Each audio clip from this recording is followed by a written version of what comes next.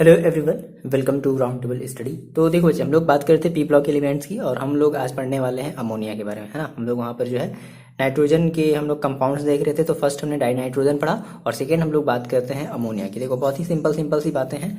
तो अमोनिया की हम बेसिक बहुत सारी बातें करेंगे, जैसे कि ये क्या है, कैसे प्रिपेयर्ड किया जाता है, इसका लेबोरेटरी मेथड क्या है, अदर मेथड क्या है ना। और एक और इम्पॉर्टेंट प्रोसेस है जिसको हम लोग बोलते हैं हैबर प्रोसेस। तो उसमें आपको आपका इसका जो फिगर है वो इम्पॉर्टेंट है। बाकी अगर आप समझ लोगे तो आप उसको एक्सप्लेन करके बड़ी ही ईजिली तरीके से लिख लोगे कैसे क्या सारी चीज़ें होती है। ठीक है, तो स्टार्ट किया जाए। पेन और कॉपी निकाल लो आप और आप सारी चीज़ों को लिखते चलो मेरे साथ। ठीक है, देखो तो अमोनिया की बात करें तो बेसिकली हमारा ये नाइट्रोजन हमारे ये जो नाइट्रोजनस एलिमेंट का सबसे मोस्ट इंपॉर्टेंट कंपाउंड है। ठीक है, नाइट्रोजन का सबसे मोस्ट एलिमेंट कंपाउंड है। अच्छा, अब ये बहुत ही स्मॉल अमाउंट में पाया जाता है। कहाँ पाया जाता है? एयर में और सॉइल में। ठीक है, बहुत ही स्मॉल क्वांटिटी में पाया जाता है। और जैसे मान लो कि अगर आपके पास अगर कोई ऑर्गेनिक मैटर है ना, जैसे यूरिया है, तो जब वो डीके होता है तो उससे भी हमें क्या मिलता है? अमोनिया ही मिलता है। आ रही बात समझ में? तो सबसे पहले कुछ बेसिक सी हम लोग यहाँ पर बातें जो है मैंने आपको अभी जो जस्ट बताई हैं हम उन चीज़ों को लिख लेते हैं। क्या है? तो it is the most important, it is most important compound of nitrogen,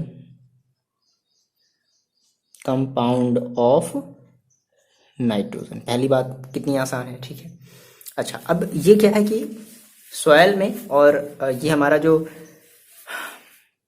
air है ना, उसमें बहुत ही लेस अमाउंट में पाया जाता है। तो दूसरा पॉइंट आप क्या बता सकते हो कि it is present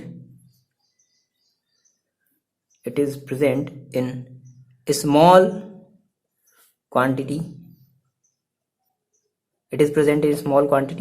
in air and soil। ठीक है, ये बहुत ही स्मॉल क्वांटिटी में पाया जाता है।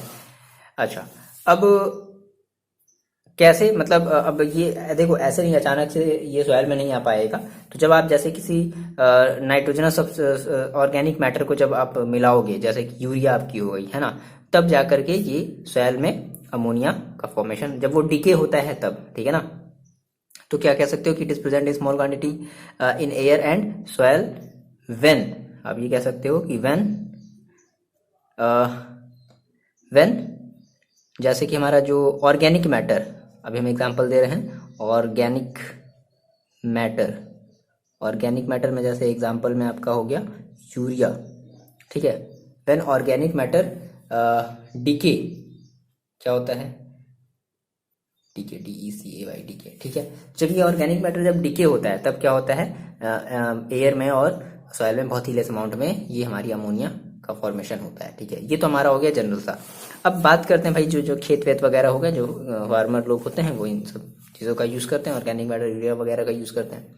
अब बात करते हैं अपने हम लेबोरेटरी मैथड की। ठीक है, तो नेक्स्ट हेडिंग आप लगा लो लेबोरेटरी मैथड।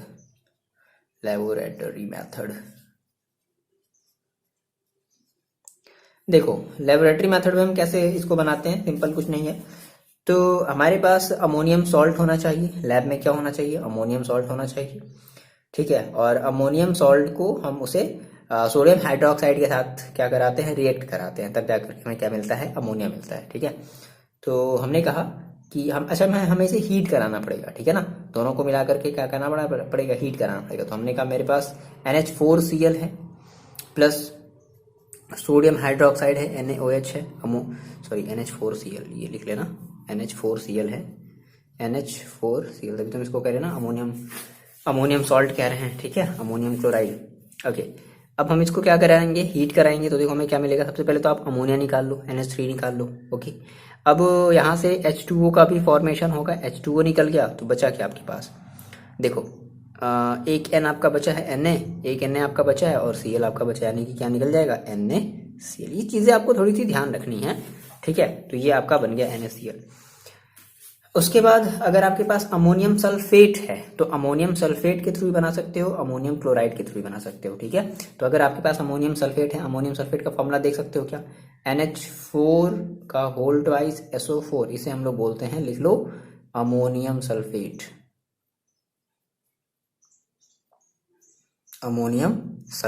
ठीक है, तो अगर अमोनियम सल्फेट को हम फिर से रिएक्शन करा रहे हैं किसके साथ? NaOH के साथ गर्म कर रहे हैं, तो फिर से क्या बनेगा हमारा? सबसे पहले तो NH3 जो बनना है, NH3 को निकाल लो। अब उसके बाद H2O भी निकाल लो, ठीक है। और क्या बन जाएगा, देखो एक आपका SO4 बचा है और एक आपका Na बचा है, तो क्या बन जाएगा Na2SO4, है ना, यही तो होता है, प्लस Na2SO4। और आप इसे अब बैलेंस कर लो। कैसे बैलेंस करोगे, देख लो, एन एन एन कितनी बार है, एन 2 बार है, ठीक है, तो यहाँ पे हम 2 ले लेते हैं। उसके बाद हाइड्रोजन SO4, देखो SO4 एक ही बार है, चलो ठीक है, SO4 को एक ही बार रहने दो।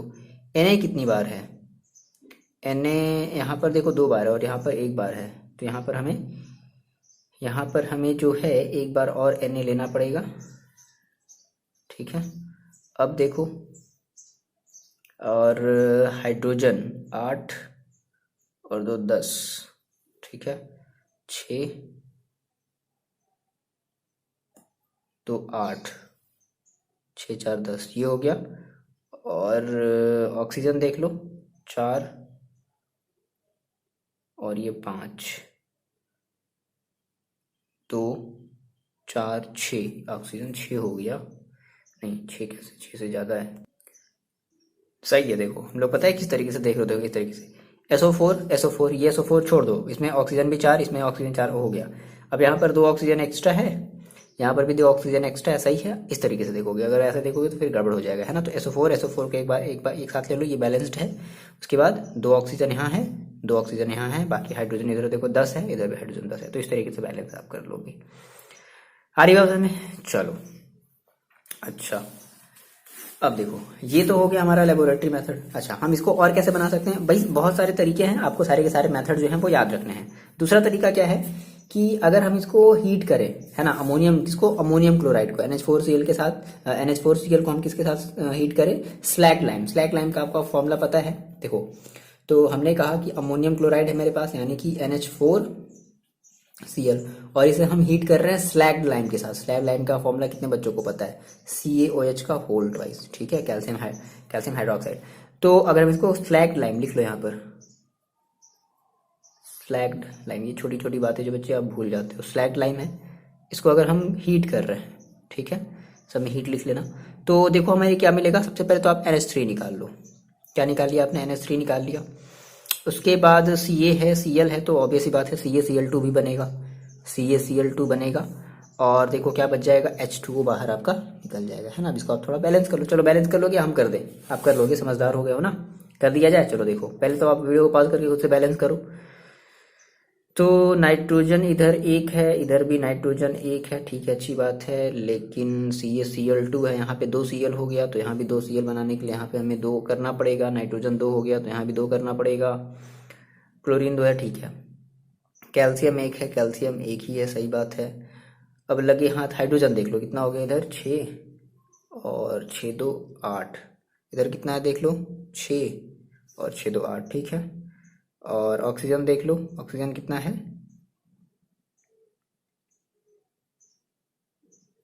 ऑक्सीजन है आपके पास, अरे नहीं 1 मिनट, 4 2 ना 8, तो 10 है, इधर हाइड्रोजन है ना, और इधर कितना है 6 6 2 8, तो इधर 2 और कर लो, ठीक है। और ऑक्सीजन देखो कितना, ऑक्सीजन देखो आपका बैलेंस हो गया, इधर 2 है, इधर भी 2 ऑक्सीजन है। क्लियर है, आगे समझ, ऐसे आपने बैलेंस कर लिया होगा, ठीक है, आपने मतलब जैसे पहले ही बैलेंस कर लिया होगा। चलो ये बात आपको समझ में आ गई। अच्छा, एक और तरीका है बनाने का, क्या कि अगर हम मैग्नीशियम नाइट्राइड का, क्या किसका किसका, मैग्नीशियम नाइट्राइड। अब मेरे को आप मैग्नीशियम नाइट्राइड का फॉर्मूला पता होगे, मतलब कमेंट नहीं करना है, आप खुद से देखना है कि आपको पता है कि नहीं, मैग्नीशियम नाइट्राइड का आपको फॉर्मूला पता है कि नहीं, आप कमेंट नहीं करो, ठीक है। तो मैंने कहा सर मेरे पास मैग्नीशियम नाइट्राइड था, मैग्नीशियम नाइट्राइड था, हम इसको क्या कर रहे हैं, हम इसका हाइड्रोलिसिस करा रहे हैं। क्या करा रहे हैं, हाइड्रोलिसिस। हाइड्रोलिसिस मतलब पता है ना, कितने बच्चों को पता है हाइड्रोलिसिस, अगर हम इसका कराते हैं, अरे यार, हाइड्रोलिसिस अगर हम इसका कराते हैं तो हमें क्या मिलेगा, हमें मिलेगा अमोनिया। चलो देखिए कितने बच्चों को पता था, मैग्नीशियम नाइट्राइड, तो मैग्नीशियम है और नाइट्राइड है, तो नाइट्राइड है मतलब कि N2 होगा, और Mg है तो Mg, और क्या हो जाएगा Mg3N2, ये होगा आपका magnesium nitride. Plus H2O। Hydrolysis मतलब क्या, हम इसको वाटर के साथ ब्रेक कर रहे हैं, ठीक है। तो करा दो, यहाँ पर क्या लिख दिया जाए, हाइड्रोलिसिस। तो देखो आपको पहले क्या निकाल लेना है, आपको पहले तो आपको पहले NH3 निकाल लेना है, अमोनिया आपने निकाल लिया, ठीक है। और आपके पास फिर क्या बचेगा, MgOH का whole twice, MgOH whole twice. अब देखो इसको आप चाहो तो बैलेंस कर लो, कर लो कर लो कर लो। यहाँ पर देखो 3 Mg3 है तो यहाँ पर 3 कर लिया जाए। अब नाइट्रोजन देखो कितना है, 2 है तो यहाँ पर भी 2 कर लिया जाए। हाइड्रोजन काउंट कर लो, तो ऑक्सीजन देख लो पहले, ऑक्सीजन कितना है, 1 है, और इधर कितना है, 2 है, ठीक है ठीक है ठीक है। तो नहीं, इधर 2 कहाँ है भाई, 2 इधर हो गए और 6, मतलब इधर टोटल 6 ऑक्सीजन है। और कुछ गड़बड़ है, कुछ गड़बड़ है, गड़बड़ नहीं, ठीक है। इधर ऑक्सीजन आपके पास 2 है ना, तो इधर आपको ऑक्सीजन 2 बनाना है, इधर आपने 2 कर दिया। अब इधर हाइड्रोजन देखो कितना हो गया, इधर आपके पास हाइड्रोजन नहीं, इधर ऑक्सीजन 2 नहीं है यार, सॉरी सॉरी सॉरी सॉरी, इधर ऑक्सीजन 6 है तो आपने इधर 6 कर लिया। अब देखो इधर हाइड्रोजन कितना हो गया, 6 6 12, 6 दूना 12 हो गया।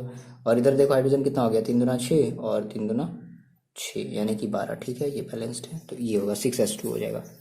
वैसे ये कोई बैलेंस लिखना कोई जरूरी नहीं, हाँ अगर लिख दोगे तो ज़्यादा अच्छा रहेगा, ठीक है। हो सके तो जो आपको नोट्स मिलेगा उसमें बैलेंसिंग वाली चीज़ें नहीं मिलेंगी, बट अगर आप बना दोगे तो ये ज़्यादा बेटर रहेगा। क्लियर है, चलो ये बात समझ आई। तो इस तरीके से हम क्या कर सकते हैं, अमोनिया को बनाने का हम लोग जो है डिफरेंट हम लोग मेथड देख लिया। अब देखो एक इंपॉर्टेंट बात है, यहाँ से एक इंपॉर्टेंट बात, कई बार ये ऑब्जेक्टिव क्वेश्चन में आपसे पूछा जाता है, आप इसको नोट करके थोड़ा सा समझ लो। देखो क्या है, जब अमोनिया जब बचता है तो उसमें बहुत सारी इम्प्योरिटीज हो गई, कार्बन डाइऑक्साइड, मतलब अदर चीज़ें जो हैं वो बनती हैं ना। तो वाटर वेपर भी हमारा, मतलब वाटर भी रहता है। तो क्या होता है कि हमें वहाँ से उन चीज़ों को रिमूव करना होता है।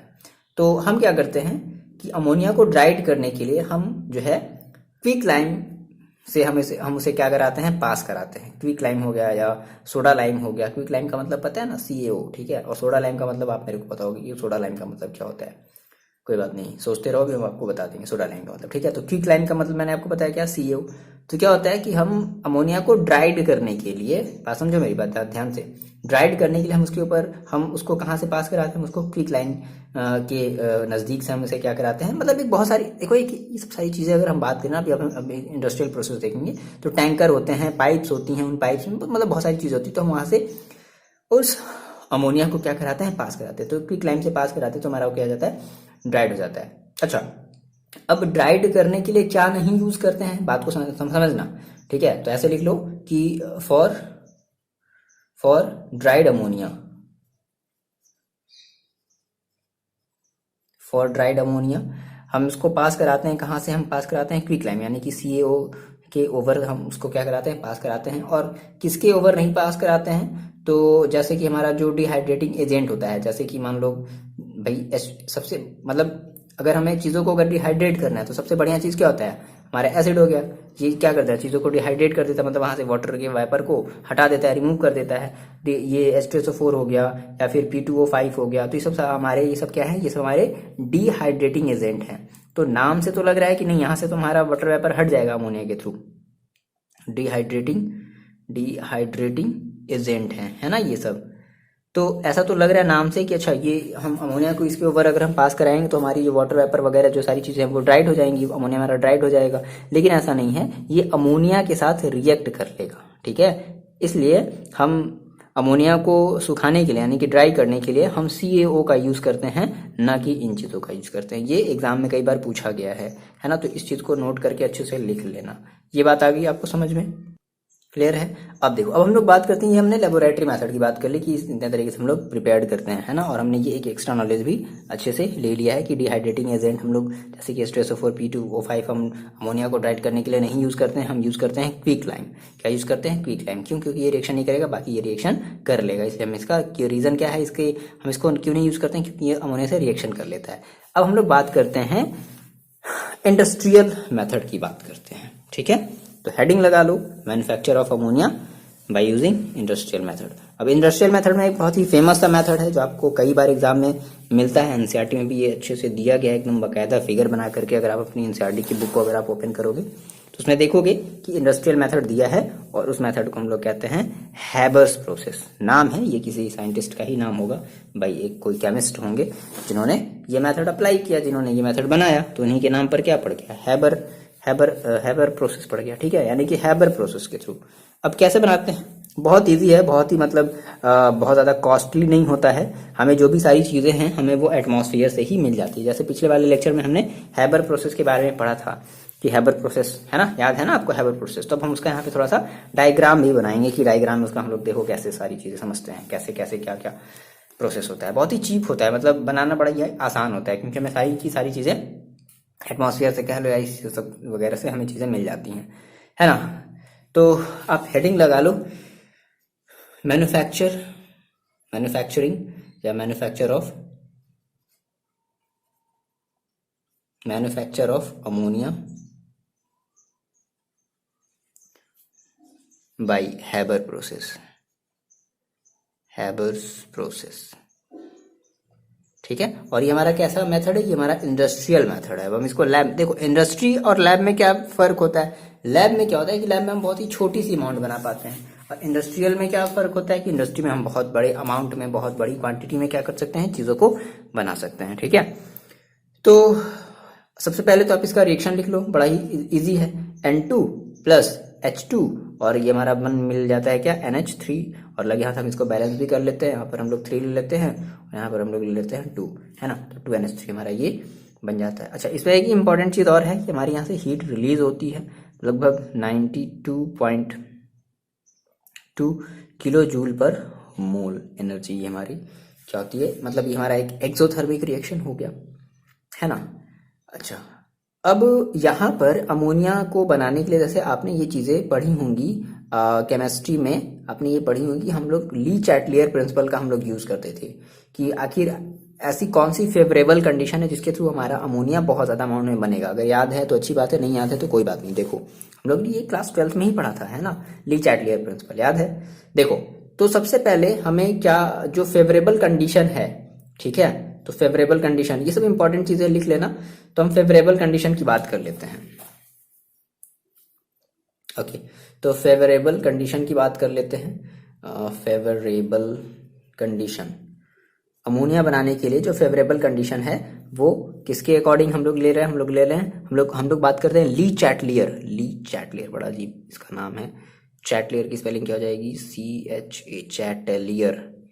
देख लेना स्पेलिंग, अगर गलत होगा तो आप सुधार लेना, आप ये मत करना सर आपने गलत लिख दिया। ठीक है, ली चैटलियर प्रिंसिपल के अकॉर्डिंग हम क्या करेंगे, हम इसको अमोनिया को एक्सेस अमाउंट में कैसे बनाएंगे। तो देखो पहली चीज हम लोग 3 बातें देखते थे। पहला तो टेम्परेचर की बात, देखो हम देखना कि टेम्परेचर क्या है, ज्यादा है तो हमें टेम्परेचर क्या रखना पड़ेगा, मतलब ये एक्सोथर्मिक है, तो एक्सोथर्मिक है इसका मतलब कि अगर हमें फॉरवर्ड डायरेक्शन में अगर हमें अमोनिया अगर बनाना है तो हमें टेम्परेचर को कैसे रखना पड़ेगा, लो रखना पड़ेगा, यही तो होता था। तो हम क्या करेंगे, हम यहाँ पर बात करेंगे लो टेम्परेचर की। तो अगर हम टेम्परेचर को अगर लो रखते हैं तो हमारी जो फॉरवर्ड डायरेक्शन है, हमारी जो अमोनिया, ये हमारा रिवर्सिबल होता है। फॉरवर्ड डायरेक्शन में हमारी फॉरवर्ड डायरेक्शन, ये हमारा फॉरवर्ड डायरेक्शन, ये बैकवर्ड डायरेक्शन है। तो फॉरवर्ड डायरेक्शन में हमारा जो अमोनिया है वो ज़्यादा अमाउंट में बनेगा। लिख लोगी इसके आगे कि since forward direction is exothermic therefore temperature will be low, है ना। So it favour the formation of more ammonia. आगे बात समझ में। अच्छा, एक मिनिमम टेम्परेचर भी रखते हैं, और वो मिनिमम टेम्परेचर हमेशा कितनी रहती है, मिनिमम टेम्परेचर हमेशा वो कितनी रहती है, 700 केल्विन के आसपास, उससे ज़्यादा हम कम नहीं ले सकते हैं। ठीक है, दूसरी चीज़ हाई प्रेशर। ठीक है, इसको और क्या फेवर करेगी, हाई प्रेशर। इसमें हम लोग को प्रेशर भी थोड़ा सा अमाउंट याद रखना होगा, हाई प्रेशर। ठीक है, अब देखो तो हाई प्रेशर लगभग कितना, हाई प्रेशर हम लोग कितना रखते हैं, लगभग 200 एटमॉस्फेयर। ठीक है, 200 ATM, 200 एटमॉस्फेयर का हम लोग जो है लगभग प्रेशर रखते हैं, तब जाकर के हमारा बढ़िया एक सुटेबल अमाउंट में क्या होगा, अमोनिया बनेगा। ठीक है, और तीसरी और मोस्ट इंपॉर्टेंट चीज हम लोग यूज करते हैं कैटालिस्ट का। किसका यूज करते हैं, कैटालिस्ट का यूज करते हैं। ठीक है, तो कैटालिस्ट का अगर हम लोग यूज करेंगे तो उसके प्रेजेंस में, कैटालिस्ट के प्रेजेंस में हमारी जो अमोनिया है, अमोनिया का जो फॉर्मेशन है वो बढ़िया होगा। अब कैटालिस्ट में यूज क्या करते हैं, तो आपको याद रखना है आयरन ऑक्साइड हो गया। ठीक है, आयरन ऑक्साइड हो गया, आयरन ऑक्साइड हो गया, और आयरन ऑक्साइड और प्लस हम क्या लेते हैं Al2O3, Al2O3, या इस आयरन ऑक्साइड की जगह हम लोग जो है K2O भी ले सकते हैं। ठीक है, तो ये आपको कैटलिस्ट एज अ मतलब रिमेंबर रखना है। देखो ये सब सारी चीज़ें रिमेंबर रखने वाली हैं। ठीक है, बढ़िया सा जो है दूध पियो, मिल्क पियो, है ना, और मिल्क पियोगे तो मेमोरी आपकी जो कैपेसिटी है बड़ी अच्छी हो जाएगी। हैं, कुछ बच्चे बड़े अजीब होते हैं, ऐसे नाक बंद करके दूध पीते हैं, ऐसे कौन करता है यार, मतलब हैं, बच्चे ही तो हो, बुढ़े थोड़ी ना हो गए हो कि भी जो है। चलो, सब चीज़ें जो है मम्मी अगर दिया गर्म तो पी लिया करो, समझे। हाँ, ये नाक वाक बंद करने वाला इसको नौटंकी नहीं किया करो। ठीक है, बढ़िया दिमाग आएगा, अच्छी चीज़ें दिमाग में, अच्छी चीज़ें जल्दी से ये सब सारी चीज़ें घुस जाएंगी। ठीक है ना। ओके, तो अब हम लोग इसका थोड़ा सा फिगर देख लेते हैं ना, डिटेल प्रोसेस क्या है।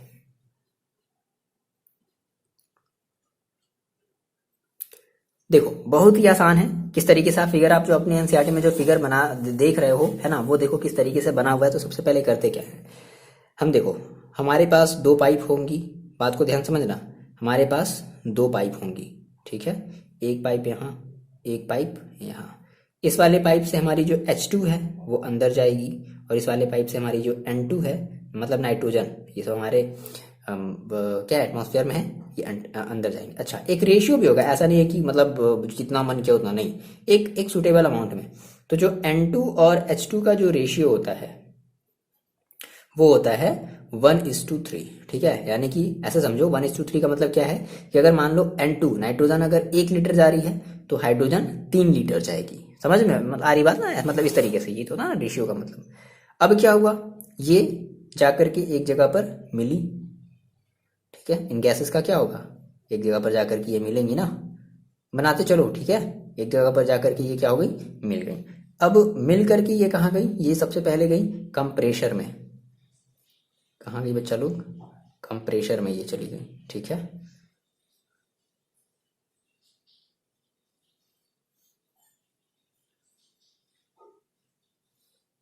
ये क्या है हमारा, ये हमारा कंप्रेशर है ना, कंप्रेशर, जहाँ पे हमें देखो कितना, हमें प्रेशर कितना रखना है 200 ATM। तो हम इस कंप्रेशर के थ्रू हम कितना रखेंगे 200 ATM, हम लोग प्रेशर फिक्स्ड करके रखेंगे।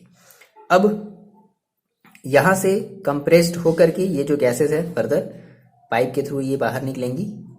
ठीक है, जैसे एरो का निशान बनाते चलना, पाइप के थ्रू बाहर निकलेंगी और ये फिर जाएंगी हमारे पंप में। अच्छा, मतलब पंप कह लो, या फिर यहाँ पे हमारा जो है, यहाँ पे जो है ना, ये हमारी जो पाइप होती है ना, ये हमारी सोडा लाइम टावर होता है कह लो। यहाँ पे अभी अभी हम ये क्या बनाने वाले हैं, देखो एक मिनट मेरी बात समझना थोड़ा सा, इस तरीके से हम लोग बनाने वाले हैं, हम लोग बनाने वाले हैं, अभी 1 मिनट रुक जाना।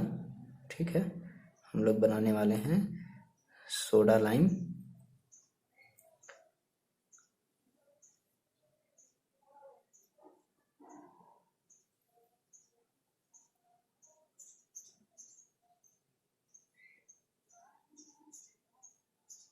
ठीक है, तो ये हमारा एक पंप कह लो, या ये हमारी एक टावर है जो कि हमारी सोडा लाइम टावर है। क्या है, सोडा लाइम टावर।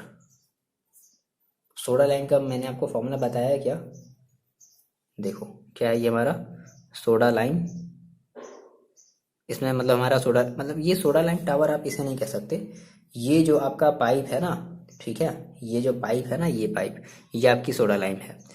अब यहाँ पे सोडा लाइम का देखो, सोडा लाइम बेसिकली आपका मिक्सचर होता है किसका, CaO का और प्लस NaOH का। ठीक है, तो ये इसको हम लोग बोलते हैं सोडा लाइम।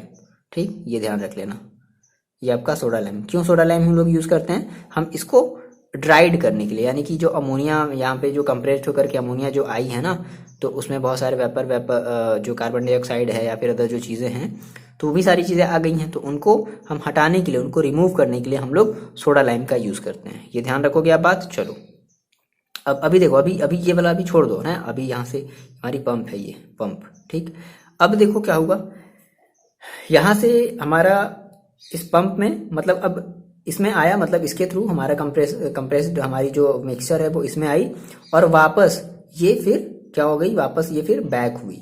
ठीक है, और बैक हो करके वापस ये बैक हो करके, एक मिनट थोड़ा सा गड़बड़ फिगर मैंने बना दिया है, एक मिनट रुक जाओ, थोड़ा सा गड़बड़ फिगर बन गया है। ये इस तरीके से कुछ रहेंगी चीज़ें,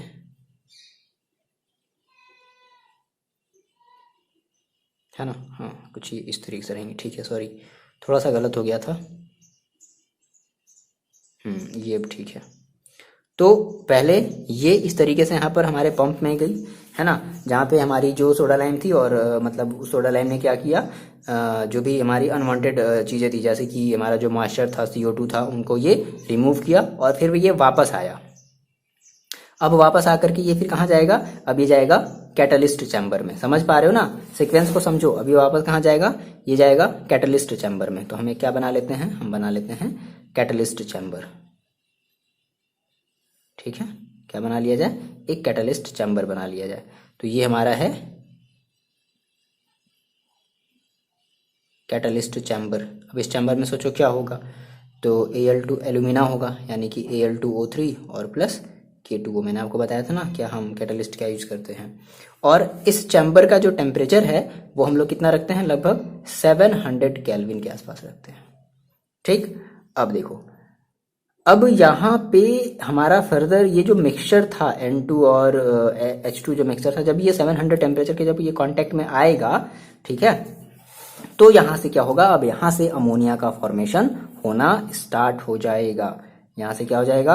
अमोनिया का फॉर्मेशन स्टार्ट हो जाएगा, यानी कि यहाँ से N2 प्लस H2 ये दोनों मिल करके हमारे NH3 बना लेंगे। और ज़्यादा नहीं बनेगा, बहुत ज़्यादा अमाउंट में नहीं बनेगा। कितना बनेगा?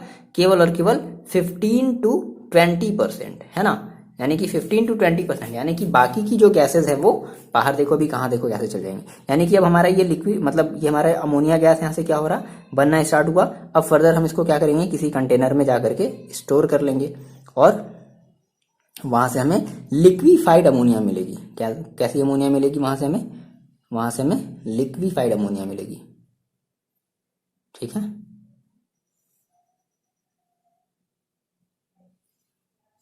तो ये जो हम, मतलब ये यहाँ पे हमारा ये कंडेंसिंग पाइप लगा हुआ होता है, ये जो है ना, ये कंडेंसिंग पाइप है। लिख लोगे आप, कंडेंसिंग पाइप। ठीक है, हमारी कंडेंसिंग पाइप लगी हुई होती है, और यहाँ पे हमें कैसी अमोनिया मिल गई? यहाँ पे हमें लिक्विड अमोनिया मिली है, लिक्विड अमोनिया। ठीक है, अब देखो, बहुत सारी अभी भी गैसेस हैं, N2 और H2 हैं, जो अभी भी अनरिएक्टेड, यानी कि वो उन्होंने अभी आपस में एक दूसरे से रिएक्ट नहीं किया है। केवल कितना रिएक्ट किया है? अब सोचो, सिंपल सी बात है, 15 to 20% ही केवल रिएक्ट किया। बाकी की बहुत सारी चीजें भी, गैसेज अभी रिएक्ट नहीं करी हैं। तो जो भी अनरिएक्ट गैसेज होंगी, हाँ, अब आगे बात आपको समझ में, जो भी अनरिएक्ट गैसेज होंगी वो फर्दर हमारी चली जाएंगी इस पंप में चली जाएंगी। क्लियर हो गई बात? अब फर्दर फिर से वही प्रोसेस, फिर से ये यहाँ पे जाकर के फ्रेश जो एयर का मिक्सचर आया था, फिर से फ्रेश एयर मिक्सचर से जाकर के क्या करेगा? ये रिएक्ट करेगा, और फिर वापस फिर फर्दर फर्दर फर्दर इसी तरीके से ये सारा का सारा प्रोसेस हो जाएगा। एक बच्चे बात करते हैं स्ट्रक्चर ऑफ अमोनिया की। ठीक है, तो स्ट्रक्चर अब जैसे कि भाई NH3 है, NH3 है ना, तो इसका कुछ ऐसा होगा, एक हमारा सेंट्रल एटम N हो गया, उसके बाद यहाँ पे इस तरीके से हमारे 3 हाइड्रोजन क्या हुए होंगे? लगे हुए होंगे। अच्छा, अब इस नाइट्रोजन के पास क्या होगा? एक लोन पेयर ऑफ इलेक्ट्रॉन होगा, बोलो, होगा ना? एक लोन पेयर ऑफ इलेक्ट्रॉन होगा ही होगा, बिल्कुल होगा। ठीक है, अच्छा, क्योंकि भाई 5 होते हैं, एक एक एक एक, एक के साथ बना लिया तो बचे 2। अच्छा, अब इनके बीच में बॉन्ड एंगल भी याद रखें, यानी कि HNH के बीच में आपको बॉन्ड एंगल याद रखना है कि इनकी जो बॉन्ड एंगल होती है वो 107.8 डिग्री होती है। ठीक है, और इनके भी बॉन्ड लेंथ भी देखो, 2 बातें आपको याद रखनी है, बॉन्ड एंगल और बॉन्ड लेंथ, यानी कि N और H के बीच की जो बॉन्ड लेंथ होती है वो पिकोमीटर में तो बहुत ही छोटी होती है। तो इसका जो शेप होता है वो बेसिकली आपको टेट्राहेड्रल, मतलब ऐसा बोला जाता है कि इसका शेप टेट्राहेड्रल होता है, लेकिन इस नाइट्रोजन के ऊपर, यानी कि ये जो सेंट्रल एटम है, इस सेंट्रल एटम के ऊपर लोन पेयर ऑफ इलेक्ट्रॉन होने की वजह से ये डिस्टॉर्ट होता जाता है। डिस्टॉर्ट होता है ना, इसकी जो स्ट्रक्चर है वो थोड़ी सी वो चेंज होती जाती है, और चेंज होते होते होते ये पिरामिडिकल शेप में आ जाता है। आ रही बात समझ में? तो हम कह सकते हैं कि basically it is tetrahedral in shape, tetrahedral in shape ठीक है, but due to lone pair electron on central atom, lone pair electron on central atom, this यानी कि ये जो लोन पेयर है, this distort the geometry, यानी कि इसकी ज्योमेट्री को क्या करता है, डिस्टॉर्ट कर देता है, डिस्टॉर्ट दी जियोमेट्री, और कह सकते हैं कि हमारा जो मॉलिक्यूल्स है वो एक पिरामिडिकल शेप में आ जाता है या पिरामिडिकल ज्योमेट्री में बन जाता है। ठीक है, geometry and the molecule has pyramidical, अरे यार एक मिनट यहाँ लिख लो, पिरामिडिकल, ये इंपॉर्टेंट है, ध्यान रखना। ठीक है, क्या कह सकते हैं, मॉलिक्यूल है pyramidal geometry,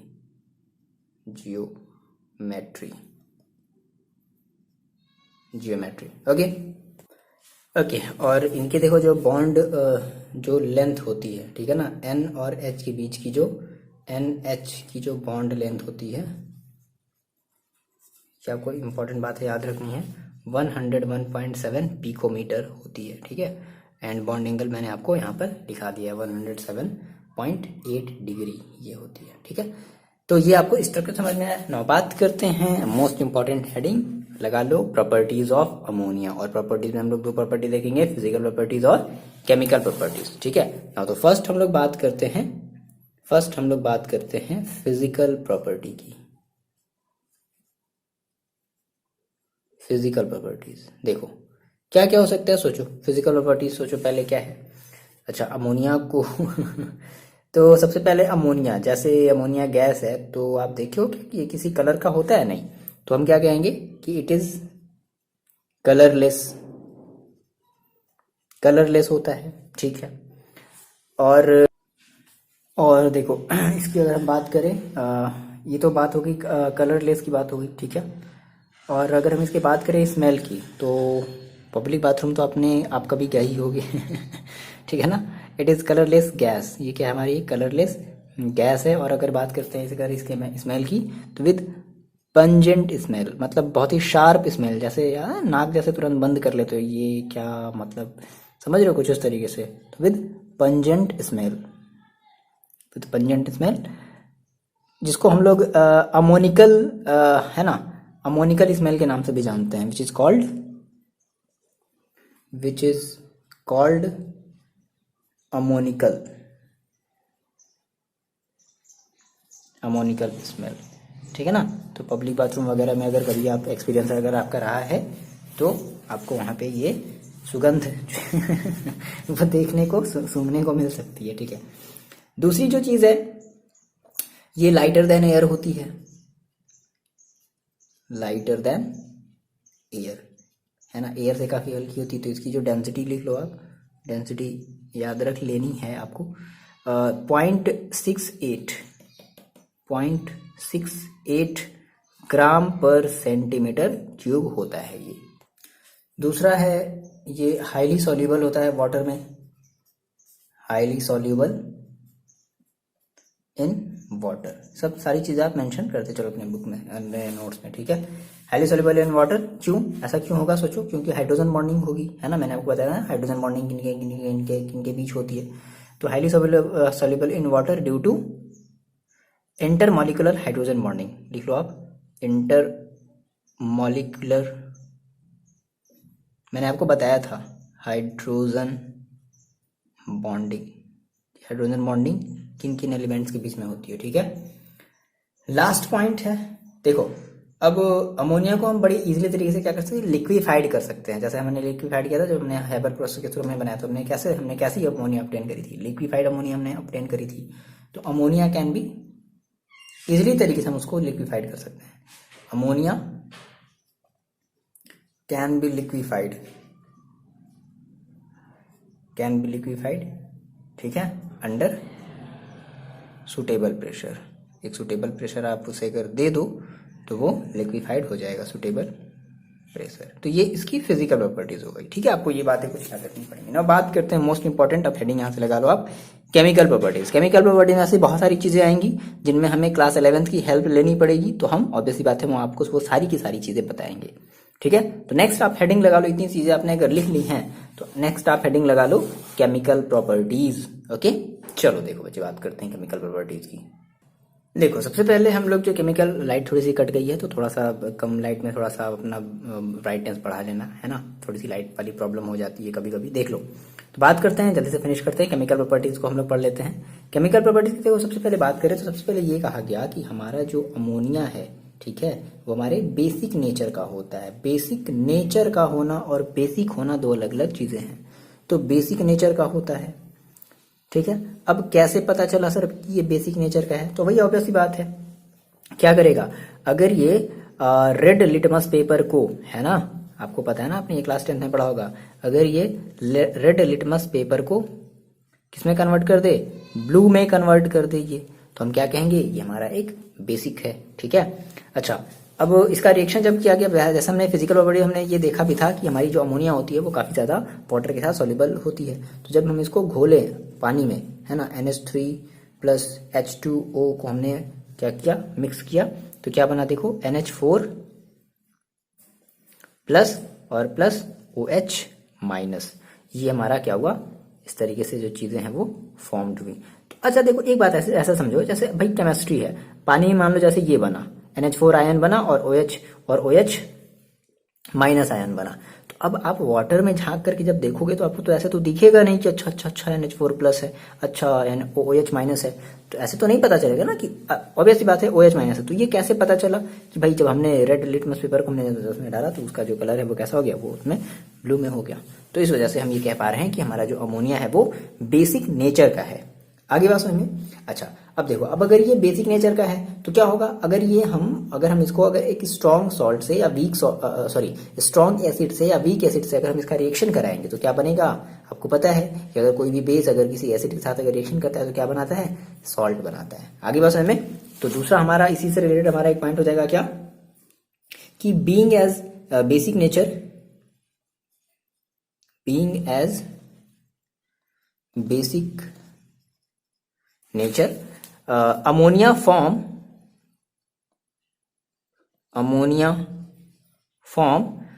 salts with strong and weak acid, ठीक है। अब जैसे मान लो हमने रिएक्शन करा दिया, हमारे पास NH3 था, कैसा नेचर का है ये, बेसिक नेचर का है, हमने इसका रिएक्शन करा दिया HCl के साथ, ठीक है। ये हमारा जो HCl है वो एक्वस फॉर्म में है, कैसे फॉर्म है, एक्वस फॉर्म में, ठीक है। तो क्या बनेगा, NH4Cl, और NH4Cl आपको पता है क्या है, आपकी एक सॉल्ट है, ठीक है, अमोनियम क्लोराइड। मान लो कि जैसे हमारे पास NH3 था और हमने इसका रिएक्शन करा दिया H2SO4 से, ये भी हमारा क्या एक एसिड है, H2SO4 भी क्या एसिड है, तो क्या बनेगा, देखो अब ये आपका बनेगा अमोनियम सल्फेट, यानी कि NH4 का होल ट्वाइस और SO4, यही तो बनेगा, ठीक। अच्छा, दूसरी चीज, अगर ये बेस है तो हम ये कह रहे हैं कि हमारे ये एक्ट करेगा एज एक लुईस बेस की तरह, ठीक है, एक्ट एज लुईस बेस। अब देखो लुईस बेस की तरह एक्ट करने की वजह से ये हमारा एक कॉम्प्लेक्स कंपाउंड फॉर्म करेगा। अब बताते हैं थोड़ा सा कॉम्प्लेक्स कंपाउंड के बारे में, ये चीजें भी अभी आगे आएंगी। अगर आप कुछ बच्चों ने पढ़ लिया होगा वो कोऑर्डिनेशन कंपाउंड वाला, आपने अगर बच्चों ने पढ़ लिया होगा तो बड़ी अच्छी बात है, ठीक है। तो हमारे ये क्या बनाएंगे, हमारे ये कॉम्प्लेक्स कंपाउंड को बनाते हैं।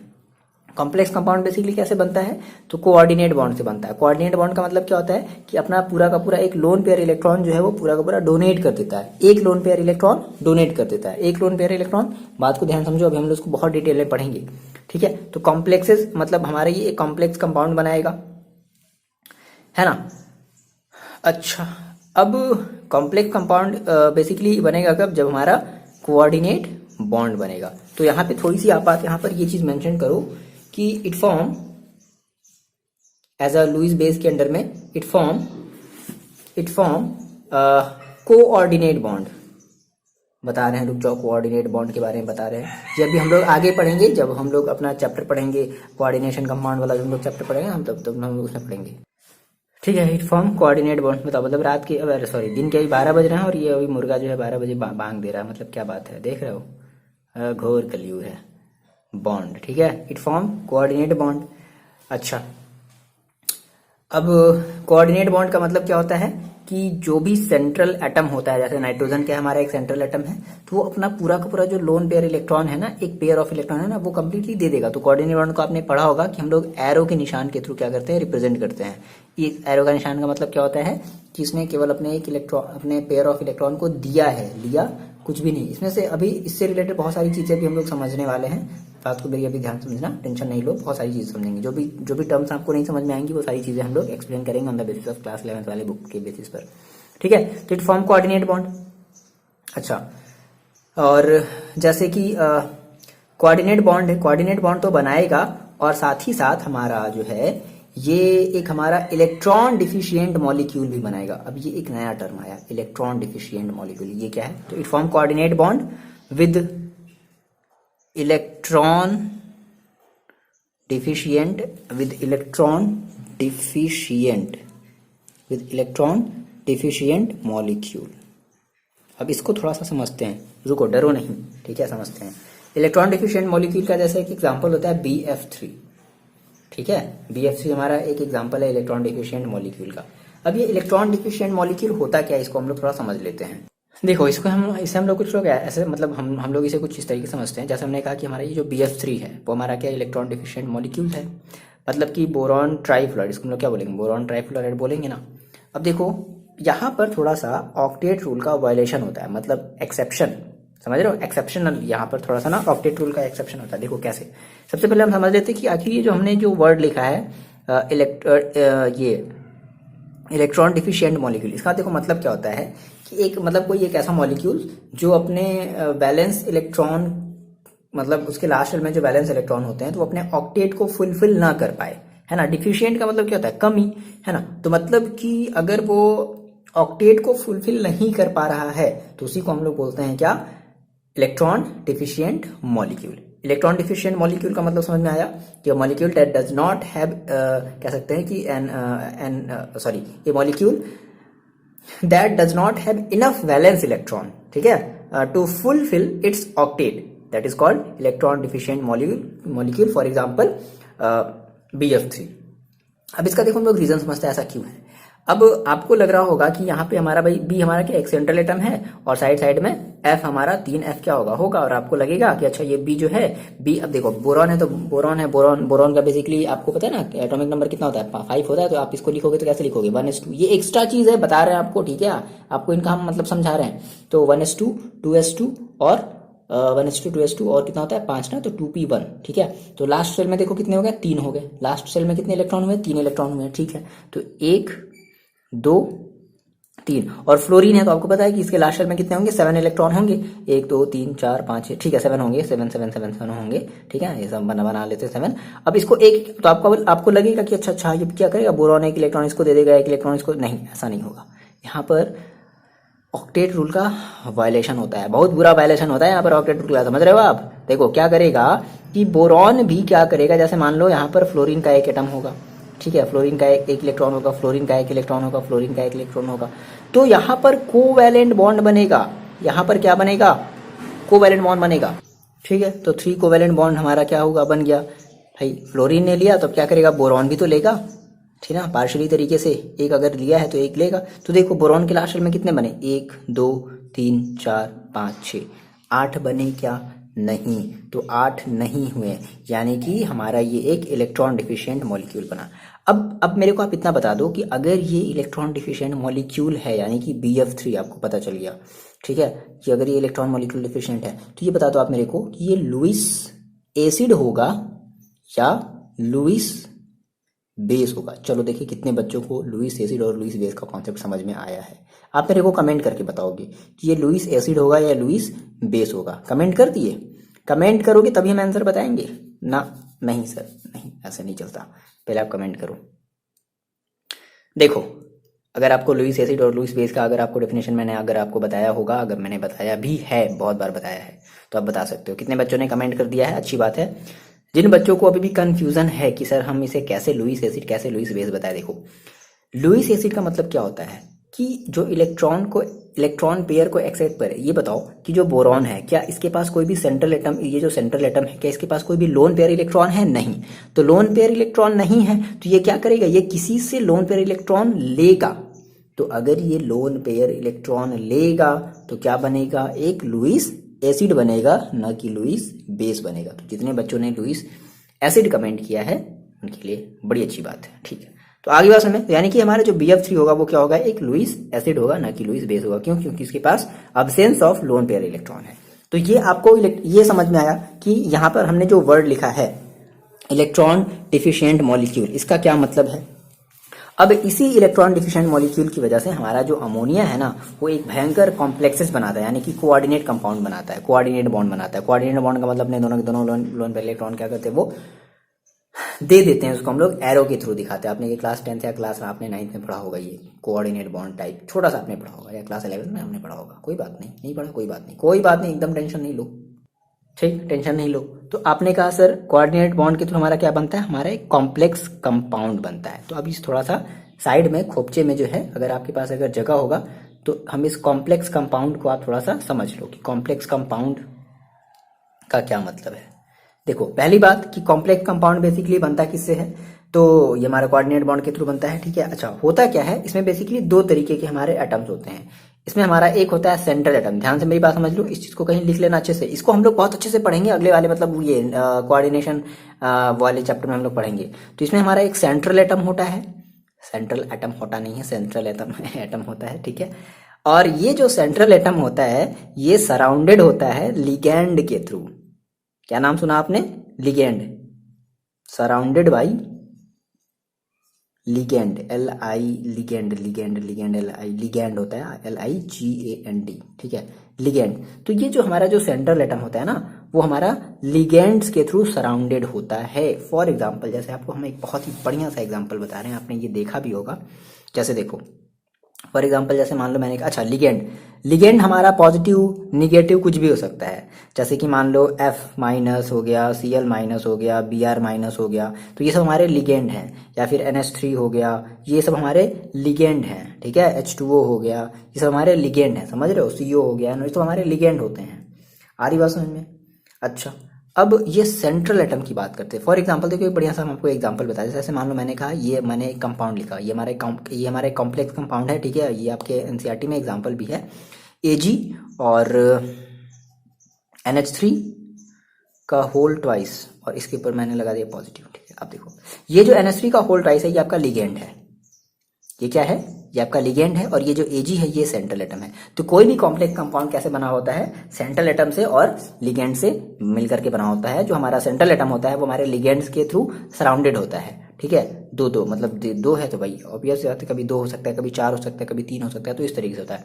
तो कॉम्प्लेक्स कंपाउंड का मतलब समझ में आया, इसको हम लोग बहुत डिटेल में पढ़ेंगे, टेंशन लेने वाली बात नहीं है। और लिगेंड वाला कॉन्सेप्ट हम लोग सरफेस केमिस्ट्री में पढ़ेंगे, तो टेंशन नहीं लेना, बस इसको थोड़ा सा साइड में, है ना, ये थोड़ी सी क्लास 11th की थोड़ी सी चीज थी, तो इसको आप थोड़ा सा साइड में कहीं खोपचे में लिख लेना, ताकि आपको पता रहे कि जब आप दोबारा जब रिवीजन करो तो सारी चीजें आपको पता रहे, ठीक है।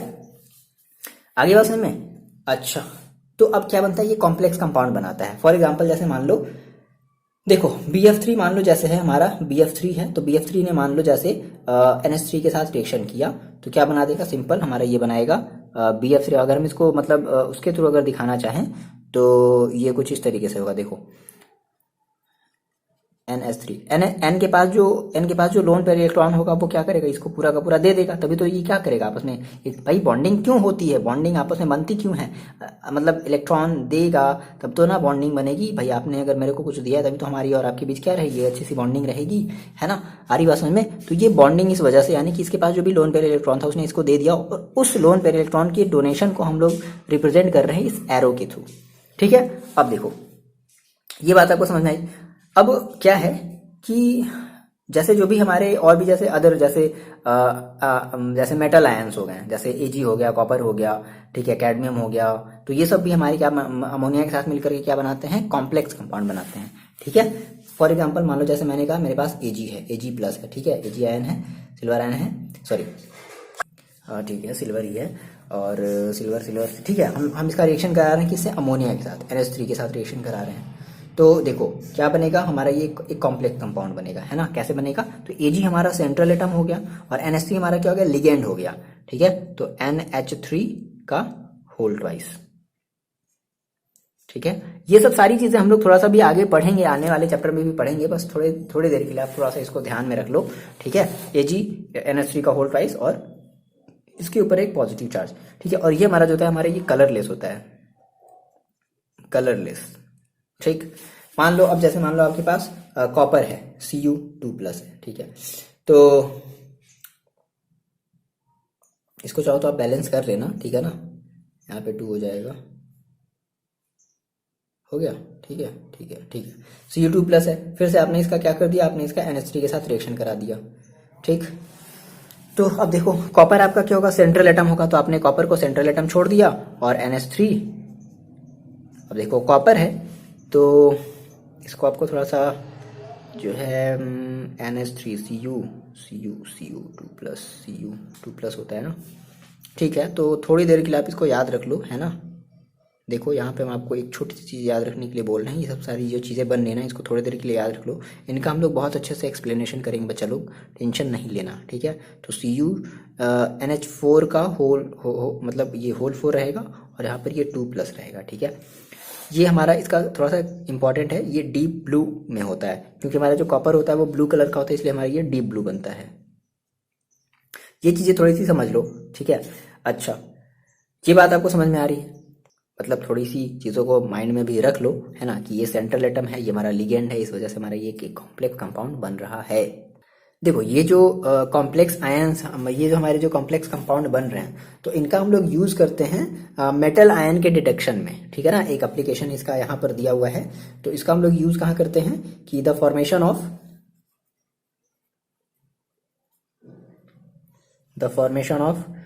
सच कॉम्प्लेक्स कंपाउंडेड, यानी कि ये जो कॉम्प्लेक्स कंपाउंड हमारे बन रहे हैं, कॉम्प्लेक्स कंपाउंड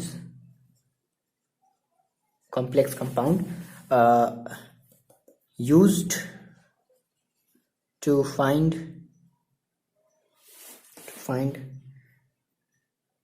detection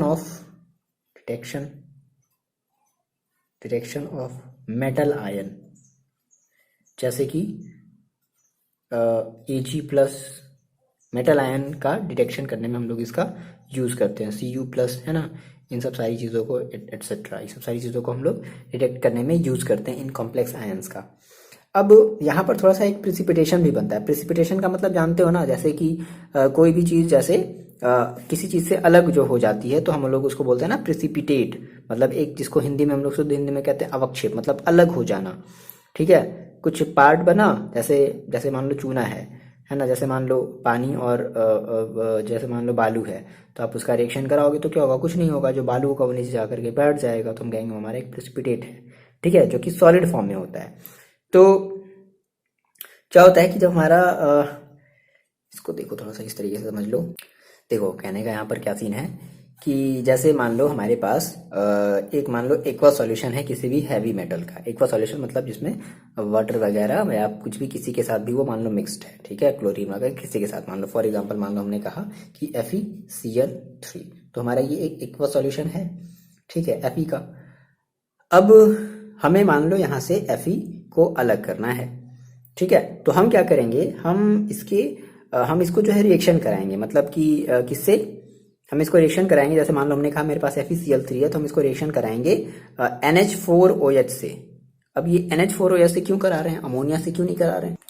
तो देखो जैसे अगर अमोनिया का अगर हम वाटर के साथ अगर हम रिएक्शन कराते हैं, अगर हम अमोनिया का अगर हम एक्वस फॉर्म अगर लेते हैं तो क्या बनेगा, NH4OH ही तो बनेगा। जैसे NH3 को अगर हम H2O से रिएक्शन कराएंगे तो क्या बनेगा, NH4OH ही तो बनेगा। ठीक है, तो यहाँ पर वही ये वही चीज़ हो रही है। ठीक है ना, थोड़ी सी मेरी बात समझो। देखो आपको लग रहा होगा कि सर ये थोड़ा सा मेरे को गड़बड़ समझ में आ रहा है, लेकिन गड़बड़ देखो कुछ नहीं, मैंने आपसे क्या कहा, सिंपल मेरी बात समझो। हम आपसे ये कह रहे हैं कि यहाँ पे हम इस अमोनिया का हम और यूज़ कहाँ कैसे करते हैं, मतलब हम इसका केमिकल रिएक्शन हम, और अगर हम मान लो अगर मेरे पास किसी हैवी मेटल का, मेरी बात ध्यान से समझ लो क्या हम समझाना चाहते हैं, किसी हैवी मेटल का मेरे पास एक्वा सॉल्यूशन है, ठीक है, FeCl3 ये हमारा एक्वा सॉल्यूशन है। तो यहाँ से जब हम अमोनिया का, जब हम जैसे हम जब एक्वा सॉल्यूशन लेंगे, जैसे कि NH4OH, अभी ये हमारा क्या NH4OH क्या अमोनिया का एक्वा सॉल्यूशन है, यानी कि हमने अमोनिया को वाटर के साथ क्या किया, रिएक्शन कराया है।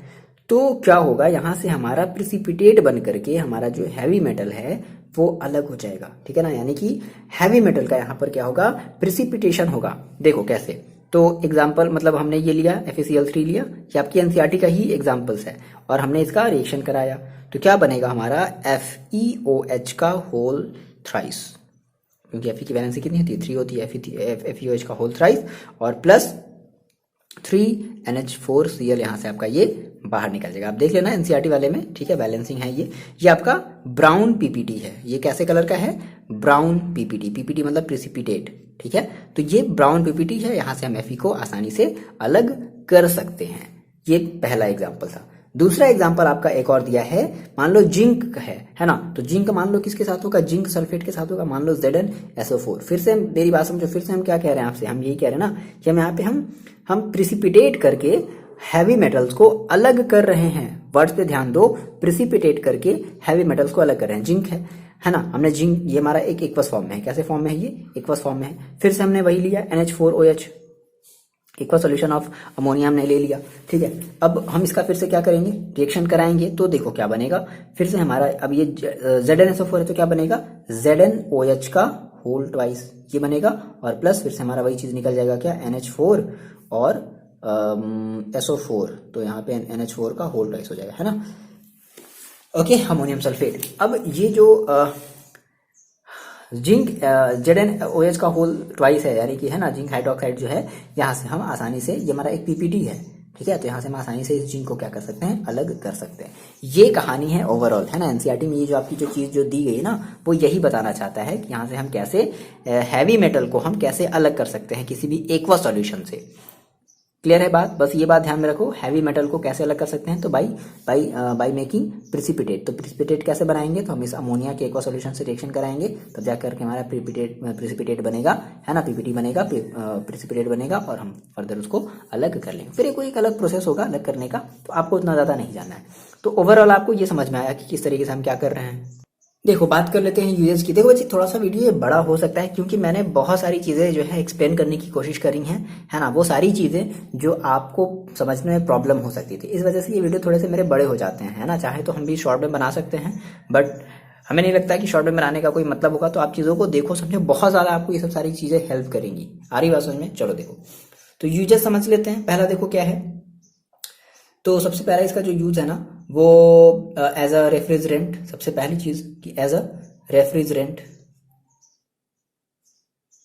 ठीक है, हम एज इसको रेफ्रिजरेंट की तरह क्या करते हैं, हम एज इसको रेफ्रिजरेंट की तरह यूज करते हैं। लिख दे रहे हैं सही से स्पेलिंग, तो बच्चे कहेंगे सर आप स्पेलिंग हमेशा गलत लिख देते हो, ठीक। एज अ रेफ्रिजरेंट, ठीक, एज अ रेफ्रिजरेंट की तरह हम इसको यूज करते हैं। दूसरी जो चीज है, हम इसको मैन्युफैक्चर ऑफ रेयन, अब रेयन जानते हो ना, ये तो नहीं बताना पड़ेगा, मैन्युफैक्चर ऑफ रेयन, ठीक है, रेयन बनाने में हम लोग इसका यूज करते हैं। अच्छा, और भी बहुत सारी वेरियस हमारी जो नाइट्रोजनस जैसे जो फर्टिलाइजर्स होती हैं, जैसे कि अमोनियम नाइट्रेट हो गया, अमोनियम सल्फेट हो गया, ये सब सारी चीज़ें बनाने में यूज़ करते हैं। तो तीसरा वाला पॉइंट लिख लो, तीसरा पॉइंट आप लिख लो, क्या लिख लोगे कि use for preparing various nitrogenous fertiliser such as ammonium nitrate, ammonium sulphate, ठीक है, अमोनियम फॉस्फेट एंड यूरिया। ये चार चीज़ें लिखना है ना। क्या क्या लिख दें यहाँ पे, लिख लोगे ना, बात आ गई समझ में। बहुत ज़्यादा बड़ा नहीं वीडियो बनाना है, जल्दी से इसको फिनिश करते हैं, बस हो गया, खत्म ही हो गया। एंड लास्ट यूज है कि used in laboratory as a solvent, ठीक है, हम इसको एज अ एक सॉल्वेंट की तरह भी यूज करते हैं। तो ये सारी की सारी चीज़ें हमने अमोनिया के बारे में डिटेल में हमने पढ़ा है ना, बहुत सारी चीज़ें हमने डिटेल में पढ़ी है। तो आई होप आपको सारी चीज़ें समझ में आई होंगी। आप मेरे को कमेंट करके बताओगे कि यस सर मेरे को समझ में आया है। वीडियो थोड़ा सा देखो बड़ा है, लेकिन आपको बहुत सारी चीज़ें आपको अच्छे से समझ में आई होंगी, ठीक है, आएंगी, बहुत सारी अच्छी चीज़ें समझ में आएंगी, ठीक है, क्योंकि वीडियो थोड़ा सा बड़ा, बहुत सारी चीज़ मैंने एक्सप्लेन करी हैं, वो सारी चीज़ें जो आप भूल गए हो या आप जो आपको जो चीज़ें मिसिंग होंगी, ठीक है। चलो मिलता है नेक्स्ट वीडियो में, पढ़ाई करते रहो चलो, और अपना ख्याल रखो।